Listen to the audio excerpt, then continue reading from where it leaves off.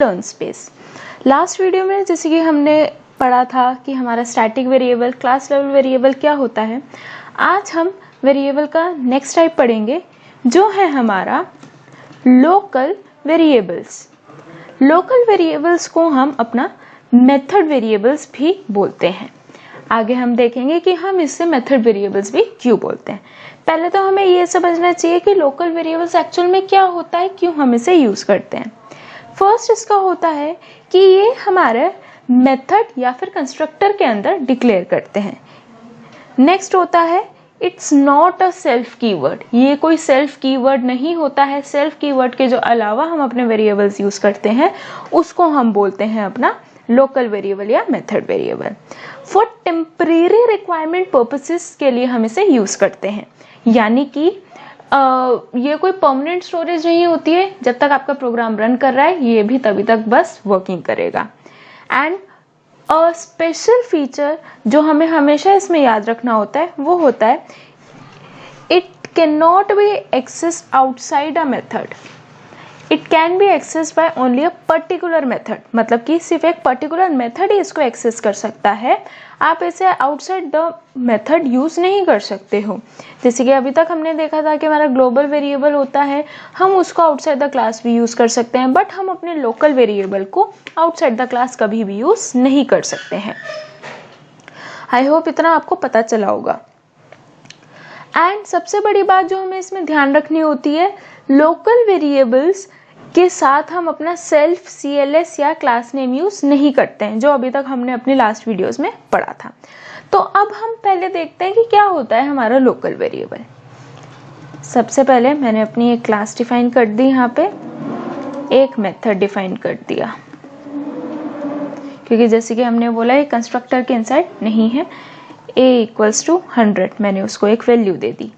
ये होता है मेरा लोकल वेरिएबल एंड ये होता है मेरा इंस्टेंस वेरिएबल। आई होप ये आपको पता चल गया होगा। एंड देन अब मैं यहाँ पे करवाना चाहती हूँ अपना प्रिंट a। तो ये था हमारा नॉर्मली, यानी कि अब मैं अपना यहाँ पे अगर इसे कॉल भी करवाती हूँ तो ये कॉल हो जाएगा t1.m1 नॉर्मली। तो इसने क्या किया, 100 को कॉल कर दिया। अब मैं अपना यहाँ पे एक और मेथड बनाती हूँ m2। यहाँ पे भी सिर्फ सेल्फ कीवर्ड लिखा। एंड देन अब इसके बाद मैं यहाँ पे क्या करवाना चाहती हूँ, अगेन करवाती हूँ प्रिंट a। एंड यहाँ पे मैंने दिया अपना t1.m2। अब देखते हैं कि क्या ये इसे प्रिंट कर पाएगा। नहीं, इसने क्या दिया, जैसे ही मैंने अपना नेक्स्ट मेथड अब कॉल किया t1.m2, इसने क्या किया, वहीं पे एरर दे दिया कि a इज नॉट डिफाइंड। तो इससे हमें क्या पता चल गया कि local variables can not B accessed outside of the method, and कि हम इसे आउटसाइड एनी मेथड इसे कॉल नहीं कर सकते हैं। हमेशा लोकल वेरिएबल की वैल्यू को हम कॉल कर सकते हैं, बट ये कुछ भी रिटर्न नहीं करता है। मतलब कि हम इसे एक्सेस नहीं कर सकते हैं। If you can not return you can not access, मतलब कि अगर मैं इसमें कुछ भी वैल्यू रिटर्न नहीं करवा सकती तो मैं इसको तब तक अपना एक्सेस भी नहीं कर सकती हूँ।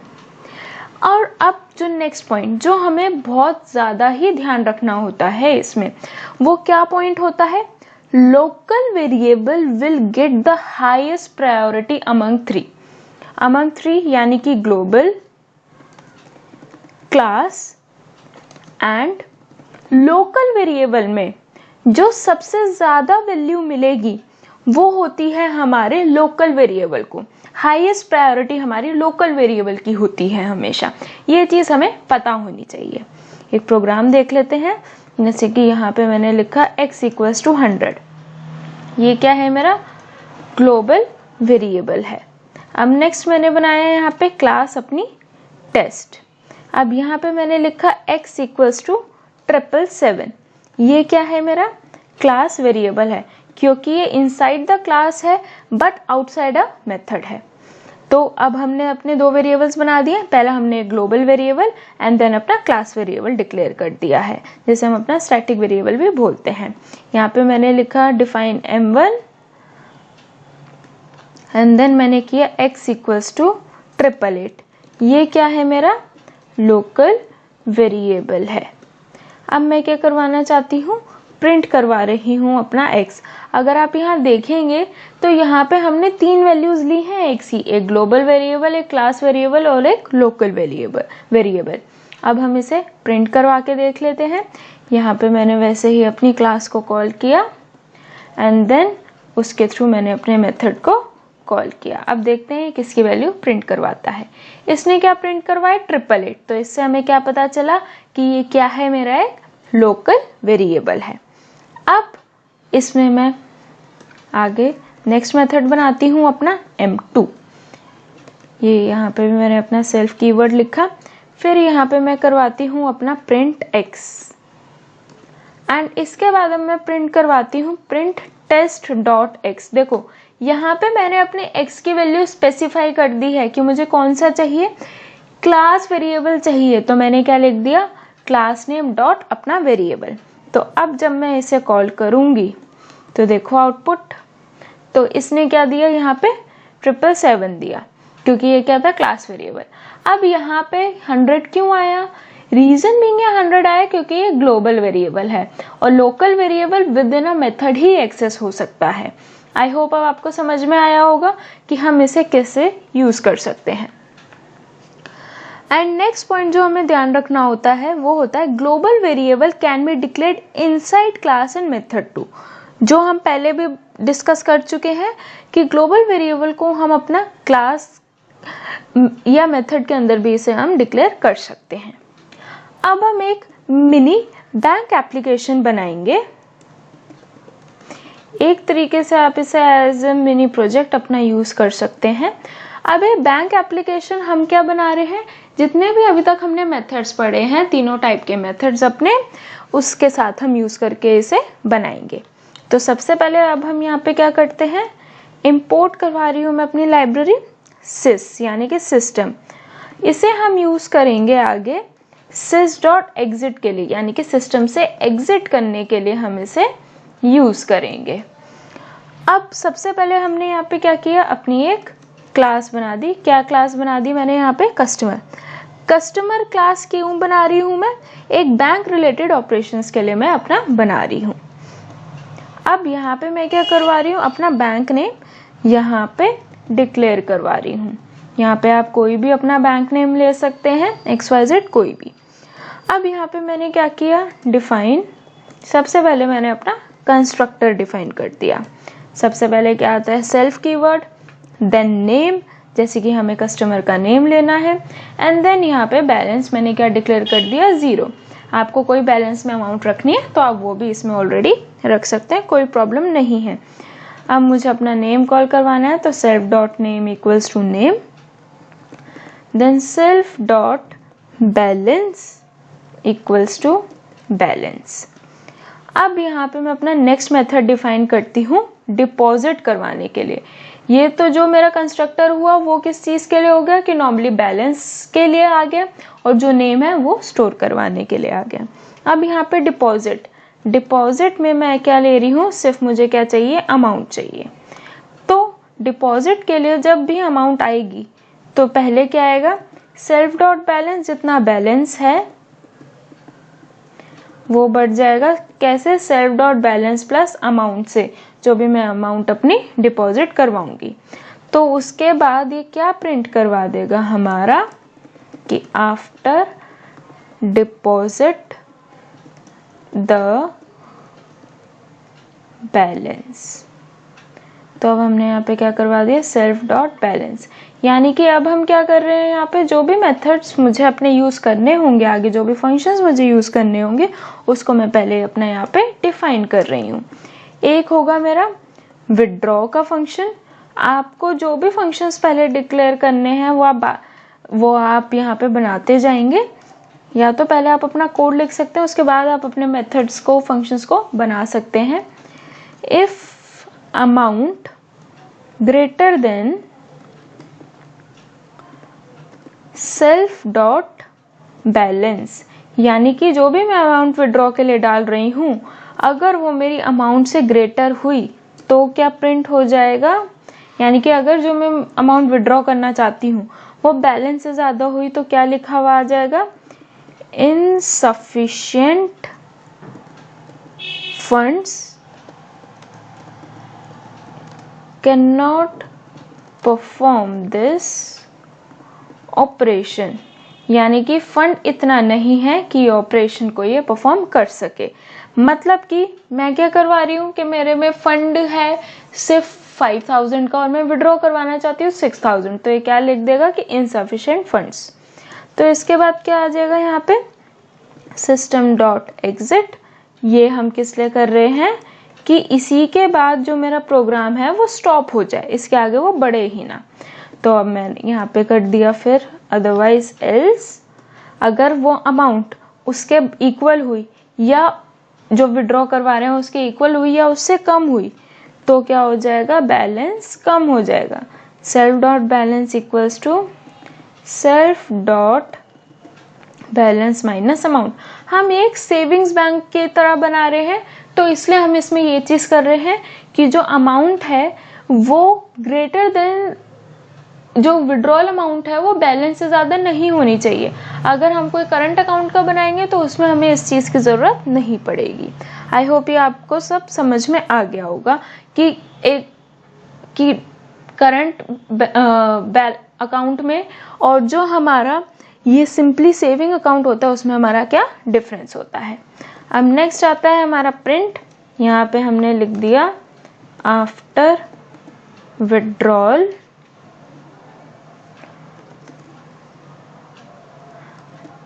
The balance. अब इसके बाद जो हमारा बैलेंस होगा वो क्या होगा, सेल्फ डॉट बैलेंस, वो हमारा अमाउंट हो जाएगा। इसके बाद अब हम क्या करवा रहे हैं, आउटसाइड द क्लास अब हम करवा रहे हैं प्रिंट। क्या करवाना है मुझे यहाँ पे, वेलकम टू, जो भी मेरा बैंक नेम था वो आ जाए।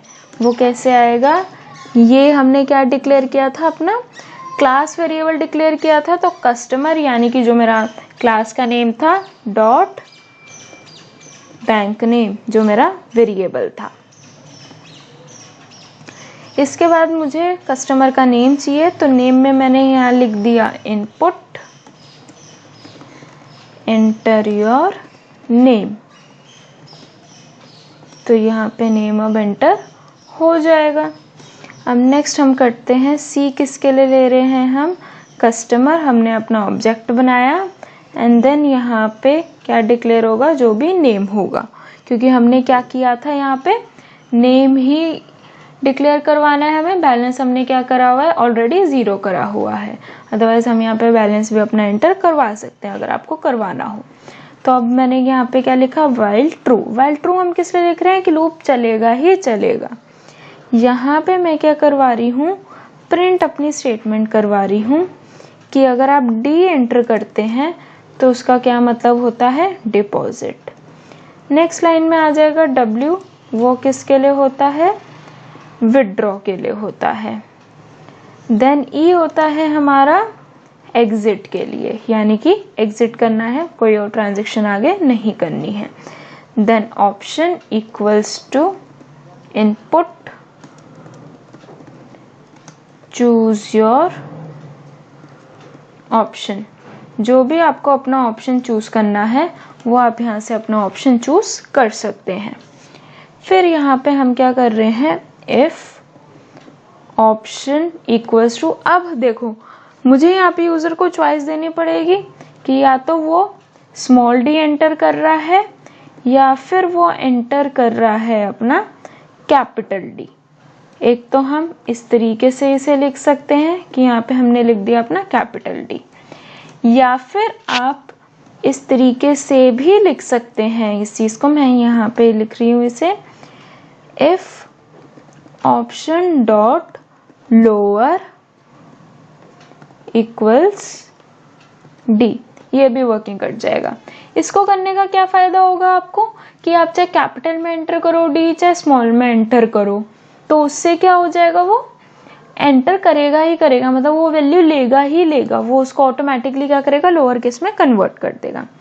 अब यहाँ पे बात आती है अमाउंट की, तो इसे मैं ले रही हूँ अपनी फ्लोट वैल्यू में, क्योंकि अमाउंट डेसिमल्स में भी हो सकती है। इनपुट में मैंने यहाँ करवाया enter the amount to deposit, जितना अमाउंट एंटर करवाना है वो मैं यहाँ पे अपना एंटर करवा दूंगी डिपॉजिट करवाने के लिए।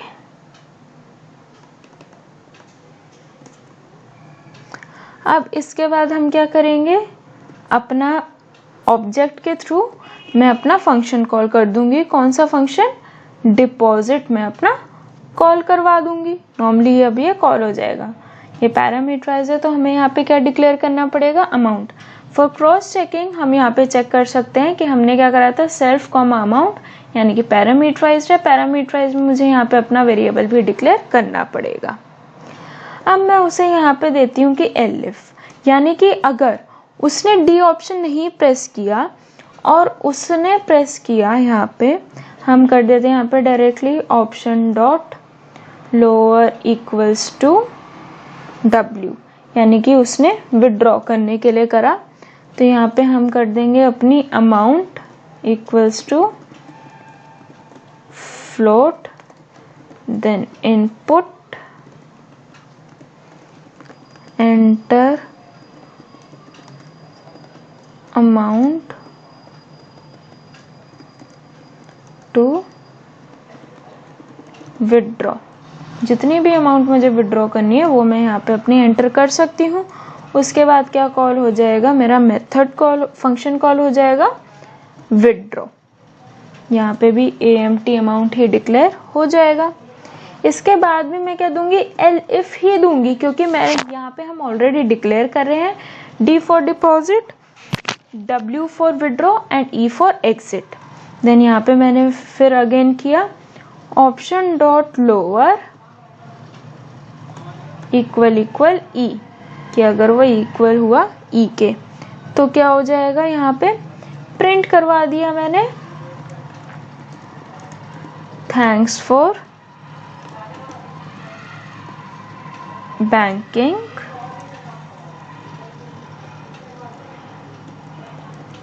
Have a nice day. ये मैंने यहाँ पे अपना प्रिंट करवा दिया।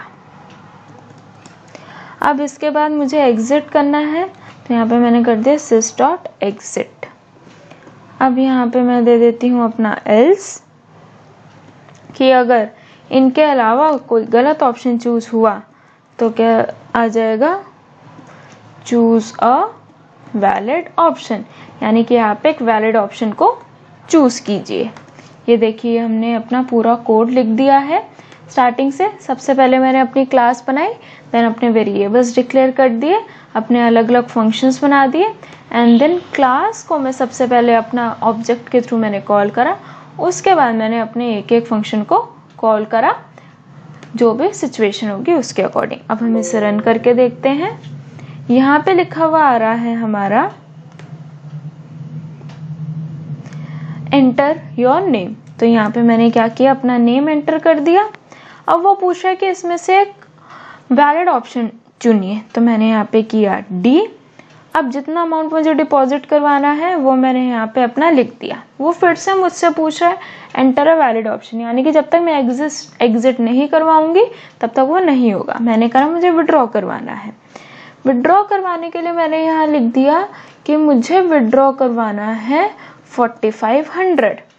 तो उसने क्या लिख दिया यहाँ पे, choose enter amount of withdrawal, यहाँ पे एंटर हो गया। फिर insufficient funds can not perform this operation, यानी कि हमारे पास सफिशिएंट फंड नहीं था। क्यों? क्योंकि 3500 मेरे पास फंड था और मैं विड्रॉ कितना करवाना चाहती हूँ, 4500। आई होप ये पूरा कोड आपको समझ में आया होगा। अगर आपको कोई डाउट हो तो आप नीचे कमेंट सेक्शन में भी हमसे पूछ सकते हैं, या फिर हमारी ईमेल आईडी elearnspace22@gmail.com पे भी आप हमें मेल कर सकते हैं। आगे हम और भी बहुत सारे प्रोजेक्ट्स करेंगे पाइथन से रिलेटेड, और आगे और प्रोग्रामिंग लैंग्वेजेस से भी रिलेटेड। तो ताकि आपको टाइमली नोटिफिकेशन मिल सके, प्लीज़ मेरे चैनल को सब्सक्राइब कीजिए। Thank you friends.